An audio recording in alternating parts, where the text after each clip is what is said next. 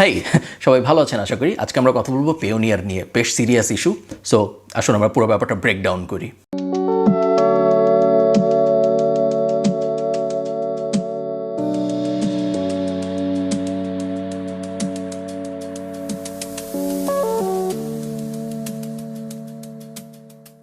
কাহিনীর তিনটা নায়ক, একটা নায়কের নাম পেওনিয়ার, আরেকটা নায়কের নাম ওয়ারকার্ড এজি এবং আরেকটা নায়কের নাম ওয়ারকার্ড, যেটাকে আমরা বলছি ওয়ারকার্ড সলিউশনস লিমিটেড।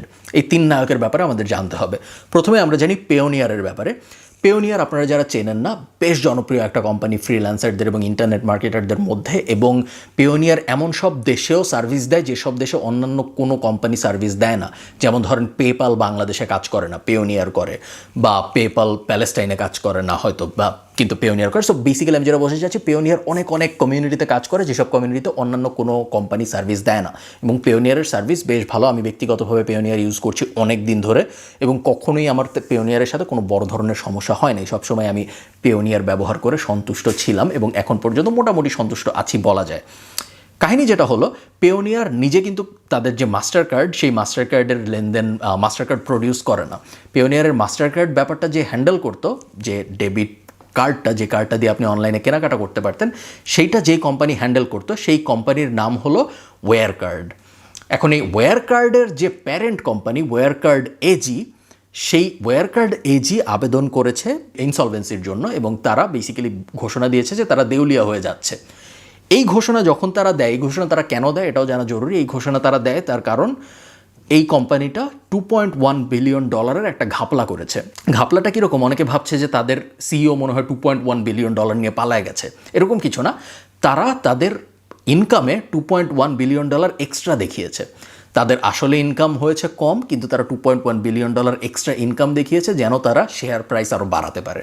তো এই স্ক্যাম যখন ধরা পড়ে তখন তাদের বিরুদ্ধে মামলা মোকদ্দমা হয় জার্মানিতে, এবং মামলা মোকদ্দমা হওয়ার পরে ওয়ারকার্ড এজির যে এক্স সিইও, সেই এক্স সিইও অ্যারেস্ট হয় বুধবার, আমি যদি ভুল না করে থাকি।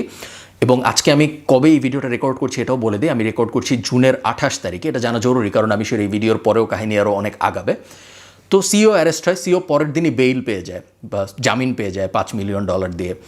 সিইও অ্যারেস্ট হওয়ার পরে এই ওয়ারকার্ড এজির একটা সাবসিডিয়ারির নাম হলো ওয়ারকার্ড সলিউশনস লিমিটেড, ওয়ারকার্ড সলিউশনস লিমিটেড বা WCSL। এই কোম্পানি হলো পেওনিয়ারের কার্ড টার্ড নিয়ে লেনদেন করতো। তো মাদার কোম্পানি যখন ফ্রিজ হয়ে গেছে বা মাদার কোম্পানি যখন ইনসলভেন্সির জন্য আবেদন করেছে, সবাই ডেফিনেটলি ওয়ারিড। এবং এই কারণে যেটা হয় সেটা হলো ইউকেতে যে ফাইন্যান্সিয়াল কন্ডাক্ট অথরিটি FCA, সেই FCA ঘোষণা দেয় যে ওয়ারকার্ড সলিউশনস লিমিটেডের সব লেনদেন এই মুহূর্তে ফ্রিজড হয়ে যাবে। ফ্রিজড হয়ে যাবে মানে হলো আপনি টাকা সরাতে পারবেন না, কার্ডে নতুন কোনো টাকাও আসবে না। বেসিক্যালি আপনার কার্ড বাতিল ধরে নিতে পারেন এই মুহূর্তের জন্য, বা আপনার কার্ড ফ্রিজ, বাতিল বলাটা ঠিক হবে না কারণ আনফ্রিজও হইতে পারে, বাট কার্ড দিয়ে আপনি এখন আর কিছু করতে পারবেন না। ওকে, সো এই কাহিনীতে সমস্যা যেটা হলো সেটা হলো হঠাৎ করে কোনো প্রিভিয়াস নোটিশ ছাড়া পেওনিয়ারের কার্ড যারা ইউজ করতো, পেওনিয়ারের মাস্টার কার্ড যারা ইউজ করতো, এবং সবার মাস্টার কার্ডে অনেক টাকা ছিল কারণ ধরেন আপওয়ার্ক থেকে আপনার টাকা আসছে, পেওনিয়ারের সাথে সব কোম্পানি অনেক কানেক্টেড। সো আপনার অ্যামাজন অ্যাফিলিয়েট কমিশন পেওনিয়ারে আসে, আপনার আপওয়ার্কের ইনকাম বা ফ্রিল্যান্সারদের ফাইবারের ইনকাম ফ্রিল্যান্সাররা পেওনিয়ারে নেয়। এরকম বিভিন্ন কোম্পানির সাথে কানেক্টেড হওয়ার কারণে পেওনিয়ারের কার্ডে সবার অনেক টাকা থাকতো। হঠাৎ করে এই টাকাগুলো সব ফ্রিজ হয়ে যায় এবং এই ভিডিও রেকর্ড করা পর্যন্ত এই টাকাটা ফ্রিজ হয়ে আছে। পেওনিয়ারের সিস্টেম হলো, আপনি যখন পেওনিয়ারে টাকা আনা শুরু করবেন, প্রথম $10,000 কার্ডে জমা হবে। $10,000 পরে এক্সট্রা যত সব পেওনিয়ার আপনার ব্যাঙ্ক অ্যাকাউন্টে রাখবে। সো প্রথম $10,000 যাদের লিমিট ক্রস করে গেছে, কার্ডে আর কি হাইয়েস্ট $10,000 পর্যন্ত থাকতে পারতো, এবং এই কারণে অনেকের আপ টু $10,000 ফ্রিজ হয়ে গিয়েছে এই মুহূর্তে, এবং কেউই জানে না কখন এই ফ্রিজ সলভ হবে বা কখন আমরা এই ফ্রিজ থেকে আবার নর্মাল অবস্থায় যেতে পারবো। এটা হলো আমাদের পুরা কাহিনী এই পর্যন্ত যা যা হয়েছে। পেওনিয়ার বিভিন্ন সময় বারবার এসে বলেছে যে আপনার টাকা সুরক্ষিত আছে, এই ফ্রিজটা করা হয়েছে আপনারই ভালোর জন্য, এই ফ্রিজটা করা হয়েছে FCA এর রুলের কারণে। বাট পেওনিয়ার রেগুলারলি FCA এর সাথে এবং ওয়ারকার্ডের সাথে কথাবার্তা বলছে জানার জন্য যে কখন তারা আনফ্রিজ করতে পারবে এবং কখন আপনি আবার আপনার কার্ডের টাকাটা নর্মালি ইউজ করতে পারবেন। বাট এই ভিডিওটা আমি যখন রেকর্ড করছি সেই সময় পর্যন্ত এই বিষয়ে কোনো আপডেট নেই। আমি রেকমেন্ড করবো আপনারা পেওনিয়ারের ব্লগ যদি ফলো করেন তাহলে আপনারা পেওনিয়ারের ব্লগে হয়তো আরও লেটেস্ট আপডেট জানতে পারবেন। এই ভিডিওটা রেকর্ড করা পর্যন্ত এর থেকে বেশি কোনো আপডেট নেই। আপনার এখন কি করা উচিত? যাদের অনেক টাকা আটকে গিয়েছে, আমি জানি অনেকেরই $10,000 পর্যন্ত আটকে গিয়েছে হয়তো পেওনিয়ারে, এবং $10,000 বেশিও যাদের ছিল, যেমন আমার ব্যক্তিগত ক্ষেত্রে আমি যদি বলি আমার $10,000 বেশি ছিল। বেশি টাকাটাও শুরুতে আমি উইথড্র করতে পারি নাই। পেওনিয়ার বলেছিল যে 10,000 পর্যন্ত তোমার কার্ডে থাকে এবং কার্ড ফ্রিজ, কিন্তু $10,000 বাইরে যত টাকা আছে তোমার, ওগুলো তুমি চাইলে উইথড্র করতে পারবা। তো আমার $10,000 বাইরে যেহেতু ছিল টাকা, আমি উইথড্র করার চেষ্টা করেছিলাম, প্রথম দিকে পারি নাই, আজকে পেরেছি। সো গতকালকে পারিনি, আজকে পেরেছি। আমি শিওর পেওনিয়ার এ বিষয়ে কাজকর্ম করছে এবং খুব তাড়াতাড়ি আপনি আপনার এক্সট্রা ডলারগুলো উইথড্র করতে পারবেন যদি চান। এখন আপনার কার্ডে যে টাকা আছে সেই টাকাটার কী হবে? সেই টাকাটা আমি ধরে নিচ্ছি আপনি ফেরত পাবেন। কবে এই ফ্রিজটা সরে যাবে আমি এখনও জানি না, তবে আমি এটা জানি পেওনিয়ার খুব সিরিয়াসলি কাজ করছে এবং বেশ কষ্ট করছে। তাদের সিও একটু আগে একটা ভিডিও পাবলিশ করেছে, আপনারা জানেন যে, বা আপনারা গুগল করলে দেখতে পারবেন, যেখানে তারা বলেছে যে একই কথা তারা বারবার বলছে যে তারা চেষ্টা করছে, তারা এফসি এর সাথে কথাবার্তা বলছে, তারা ওয়্যার কার্ডের সাথে কথাবার্তা বলছে জানার জন্য যে কত তাড়াতাড়ি তারা এই টেম্পোরারি ফ্রিজটা সরাতে পারে। আপনাদের এখন কি করা উচিত? আমি জানি যারা আপনারা ফ্রিল্যান্সার আছেন, যারা আপনারা ইন্টারনেট মার্কেটার আছেন, আমাদের জন্য বাংলাদেশে পেওনিয়ারের ভালো কোনো অল্টারনেটিভ নাই। আমাদের যেহেতু পেপ্যাল নাই, অনেকে বলেন ট্রান্সফার ওয়াইজ হয়তো ভালো একটা অল্টারনেটিভ। আমি ট্রান্সফার ওয়াইজ ঘেটে দেখেছি, ট্রান্সফার ওয়াইজ ভালো অল্টারনেটিভ না। তার কারণ ট্রান্সফার ওয়াইজ আপনাকে কার্ড দিচ্ছে না, পেওনিয়ার যেটা দিচ্ছিল। সো এই কারণে কার্ড যেহেতু একটা বড় ব্যাপার, কারণ মাস্টার কার্ড ছাড়া কিন্তু আপনি অনলাইনে আপনার ডোমেইন কেনা বলেন, আপনার হোস্টিং কেনা বলেন, বা ফরেন কারেন্সিতে যে কোনো ধরনের কেনাকাটা আপনি অনলাইনে করতে পারছেন না। এবং যেহেতু আমাদের ট্রান্সফার ওয়াইজ এই সলিউশনটা দিচ্ছে না, সো আপনি ট্রান্সফার ওয়াইজ ব্যবহার করলে এক্ষেত্রে খুব একটা লাভ হবে না। অনলি যে লাভটা হবে সেটা হলো, ধরেন আপনার একটা ক্লায়েন্ট আছে, সেই ক্লায়েন্ট আপনাকে টাকা দিতে চাচ্ছে, সেই টাকাটা আনার আপনি একটা উপায় খুঁজছেন, সেই ক্ষেত্রে ট্রান্সফার ওয়াইজ আপনাকে হেল্প করতে পারে। বাট সেই হেল্পটা পেওনিয়ার এখনও করছে। পেওনিয়ারের কার্ড ব্লক হয়েছে, কিন্তু পেওনিয়ারের বাকি সব সার্ভিস নর্মাল আছে এবং তারা এখনও আপনার টাকা এনে আপনাকে সেই টাকা পৌঁছায় দিচ্ছে, আপনার ব্যাংকে পৌঁছায় দেওয়ার জন্য যা যা করা দরকার তা এখনও করছে। প্যানিক করার দরকার নেই। আমি জানি সবাই কাজ করছে, আমি জানি পেওনিয়ারের কান্ট্রি অ্যাম্বাসেডররা বারবার বলছে যে মঙ্গলবারের মধ্যে হয়তো তারা একটা আপডেট দিতে পারবে। payoneer.com এর ব্লগ ফলো করুন, blog.payoneer.com, এবং আমি শিওর আপনারা সেখান থেকে ভালো একটা অ্যান্সার পাবেন। আমি ইন্টারন্যাশনাল কমিউনিটিকেও ফলো করছি।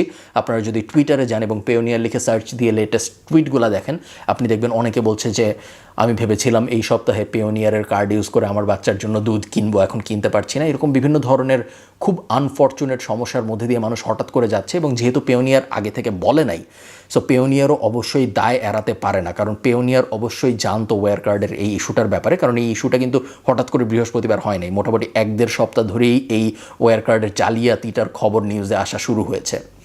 পেওনিয়ার একমাত্র কোম্পানি না যারা এফেক্টেড হয়েছে, অনেকেই এরকম ছিল যারা ওয়্যার কার্ড এজি বা ওয়্যার কার্ডকে ব্যবহার করে তাদের মাস্টার কার্ডের সাইডের কাজকর্ম চালাতো। যেসব কোম্পানি চালাতো সবাই তাদের অ্যাকাউন্ট ফ্রিজ করে দিতে বাধ্য হয়েছে, কারণ এটা একটা গভর্নমেন্ট রেগুলেশন। এফসিএ বলেছে যে ফ্রিজ করে দিতে হবে। আমি এফসিএর ওয়েবসাইটেও দেখেছি, তারাও বলেছে তারা কাজ করছে যে কত তাড়াতাড়ি এই ফ্রিজ আনফ্রিজ করা যায় সেই বিষয়ে কাজ করার জন্য। আপনি কি আপনার কার্ডে যে টাকাটা ফ্রিজ হয়ে আছে সেটা পাবেনই 100%? এটা আসলে এই মুহূর্তে বলা যাচ্ছে না। কেউ কেউ বলছে পাবেন, কেউ কেউ বলছে পাবেন না। আমি জানি পেওনিয়ারের টার্মস অ্যান্ড কন্ডিশনসে আছে যে এই টাকাটা পাওয়ার এটা একটু শেডি টার্মস অ্যান্ড কন্ডিশনস, এবং আমরা কেউই টার্মস অ্যান্ড কন্ডিশনস পড়ে আই অ্যাগ্রিতে ক্লিক করি না। সো ওইখানে একটু ঘাপলা থেকে যাচ্ছে। সো এখনও কেউ জানে না আপনি পাবেনই নাকি পাবেন না। তবে আমাকে যদি আপনি ব্যক্তিগতভাবে বলেন, আমি পেওনিয়ারকে বিশ্বাস করি এবং আমার ধারণা তারা বেশ সিরিয়াসলি কাজকর্ম করছে, এবং আমার ধারণা আপনার এই টাকা পয়সা যত আটকে আছে সব খুব তাড়াতাড়ি আনফ্রিজ হয়ে যাবে। আনফর্চুনেটলি এখনও আমাদের বাংলাদেশের মার্কেটে পেওনিয়ারের খুব ভালো বিকল্প নেই। আপনার এই ক্ষুদ্র সময়টার মধ্যে, যে সময় আপনি পেওনিয়ারের মাস্টার কার্ড ইউজ করতে পারছেন না, এই সময়টার মধ্যে আপনার যদি খুব জরুরি কোনো ফেসবুক অ্যাডের টাকা দেওয়া লাগে, বা একটা ডোমেইন কেনা লাগে, বা একটা হোস্টিং কেনা লাগে, বা ইন্টারন্যাশনাল মার্কেট থেকে যে কোনো কিছু কেনা লাগে, আপনি যেটা করতে পারেন, ইবিএলের অ্যাকোয়া কার্ড আছে, ব্যাংক এশিয়ার স্বাধীন কার্ড আছে, এগুলো সবই মোটামুটি আপনাকে ডলার এন্ডোর্স করে বিদেশ থেকে কেনাকাটা করতে দেবে। আপনি চাইলে এগুলো ব্যবহার করতে পারেন। আর বিদেশ থেকে টাকা আনার ক্ষেত্রে যদি আপনার সমস্যা হয়, সেক্ষেত্রে আপনি এখনও পেওনিয়ার ব্যবহার করতে পারেন বিদেশ থেকে টাকা আনার জন্য। পেওনিয়ার এখনও আপনাকে টাকা আনতে দিচ্ছে, কিন্তু আপনি যদি সিকিউরিটির কারণে বা আপনার ভয় লাগছে এই কারণে যদি আপনি পেওনিয়ার ইউজ করতে না চান, সেক্ষেত্রে আপনি ট্রান্সফার ওয়াইজ ব্যবহার করতে পারেন। ট্রান্সফার ওয়াইজ দিয়ে আপনি বিদেশ থেকে আপনার ক্লায়েন্টের টাকা আনতে পারবেন, কিন্তু সেক্ষেত্রে শুধু আনতেই পারবেন, আপনি কিছু কিনতে পারবেন না, কারণ ট্রান্সফার ওয়াইজ আপনাকে কার্ড দিচ্ছে না। এই হলো পুরা কাহিনী এই মুহূর্তে। আশা করি খুব তাড়াতাড়ি সলভ হয়ে যাবে। আমি জানি আপনারা অনেকে টেন্সড, স্পেশালি যাদের অনেক বেশি টাকা আটকে আছে পেওনিয়ারের ফ্রিজ হওয়ার কারণে। তারা অনেক বেশি টেন্স, আমি বুঝতে পারছি। একটু পেশেন্স রাখুন, আশা করি খুব তাড়াতাড়ি প্রবলেমগুলো সলভ হয়ে যাবে। এবং স্পেশালি এই প্রবলেমটা যেহেতু হয়েছে একটা উইকেন্ডের মধ্যে, এই কারণে দেখা যাচ্ছে যে আপডেট পেতে আরও অনেক কষ্ট হচ্ছে সবার। হোপফুলি উইদিন 1 উইক আমরা এইসব প্রবলেমের বেশ ভালো একটা সলিউশন পেয়ে যাব। এই ভিডিওটা আবারও আমি বলি, এই ভিডিওটা আমি রেকর্ড করছি রাত 8টায় আয়ারল্যান্ড সময় 28 জুনে। এরপরে হয়তো আরও অনেক আপডেট আসবে। আমি রেকমেন্ড করবো আপনারা পেওনিয়ারের ব্লগ ফলো করুন, পেওনিয়ারের কান্ট্রি অ্যাম্বাসেডরদের কথাবার্তা ফলো করুন এবং পেওনিয়ারের টুইটার হ্যান্ডেল ফলো করুন। এসব জায়গায় আপনারা লেটেস্ট আপডেট পেয়ে যাবেন। সবাই ভালো থাকুন, বেশি টেনশন করার দরকার নেই, যেহেতু আপনি টেনশন করলেও আসলে এখন তেমন কোনো লাভ হচ্ছে না। হোপফুলি আমরা খুব তাড়াতাড়ি এই বিষয়ে সলভ করে ফেলতে পারবো। টাটা।